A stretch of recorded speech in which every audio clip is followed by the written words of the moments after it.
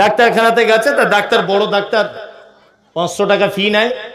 তো ও catch catch catch catch করে prescription লিখে দিয়েছে। তা বয়স্ক মানুষরা বুঝে না, ও বাড়ি চলে এসেছে কাগজটা নিয়ে।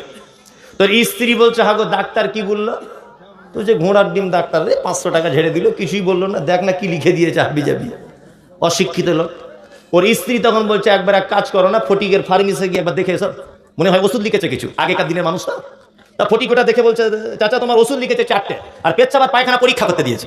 তো বলছে, কেন পেচ্ছাপ পায়খানা পরীক্ষা করবে কেন? আমার হচ্ছে পায়খানা। তো বলছে, এই কারণে পরীক্ষা করতে বলেছে, 4-5 দিন ধরে হচ্ছে, তো ভিতরে কোনো জীবাণু টুবাণু আছে কিনা হয়তো ডাক্তার পরীক্ষা করবে। তো বেচারা ওষুধ চালিয়ে ওটা শুনে বাড়ি চলে এসেছে। ওর স্ত্রী বলছে, হাগো কি বললো? তা বলছে, দেখো না, কটা ট্যাবলেট দিয়ে দিল আর পেচ্ছাপ পায়খানা পরীক্ষা করতে বলেছে। তোর স্ত্রী তখন বলছে, হাগো পেচ্ছাপ পায়খানা পরীক্ষা করতে হবে এ কথা নাই, ঠিক আছে, তা কতটা করে পরীক্ষা করতে হবে এটা জিজ্ঞেস করেছো? বলছে, তা তো করা হয়নি। ওর স্ত্রী তখন বলছে, আবার যাও গিয়ে জিজ্ঞেস করেছো যে মাল কতটা করে নিয়ে পরীক্ষা করতে হবে? আমরা বুড়া লোক বলছে, আর এত দূরে আবার ফের যাবো, বিপদ হয়ে যাবে না? এক কাজ করি, একটু বেশি করে নিয়ে যাবো পরীক্ষা করতে, যতটা লাগবে লাগবে, এক্সট্রা যেটা বাঁচবে বাড়ি নিয়ে চলে আসবো। ভেবেছে বেশি করে কতটা না, রাতে খেয়েছে। আর সে আগেকার দিনে মিষ্টির দোকানে দেখবেন মাটির হাঁড়িতে মিষ্টি দিত, পুরাতন হাঁড়ি বাড়িতে ছিল। সকালে মোটামুটি 1 হাঁড়ি পায়খানা করেছে ওই মিষ্টির হাঁড়িতে, আর উপরে একটা ভালো প্লাস্টিক দিয়ে বেঁধেছে। আর সকালবেলাতে বাসি পেচ্ছাপ ঘুম থেকে উঠে যেটা হয়, 1 বোতল মোটামুটি করেছে।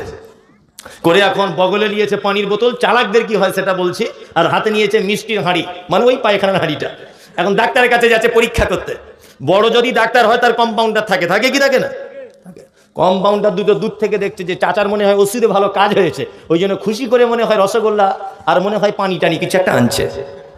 এখন দুটো কম্পাউন্ডার ভাবছে, ডাক্তারকে বললে হবে না, এই যে রসগোল্লা আনছে এটা আমরা দুজন দুপুরবেলাতে খাবো, ডাক্তার যাতে বুঝতে না পারে, ডাক্তার চলে যাবে, লুকিয়ে খেয়ে নেবো।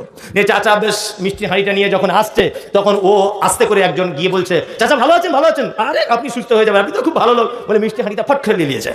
চাচাও দিয়ে দিয়েছে, ভাবছি ডাক্তারের সঙ্গে থাকে, এরাই হয়তো মেন লোক। পেচ্ছাপের বোতলও দিয়ে দিয়েছে।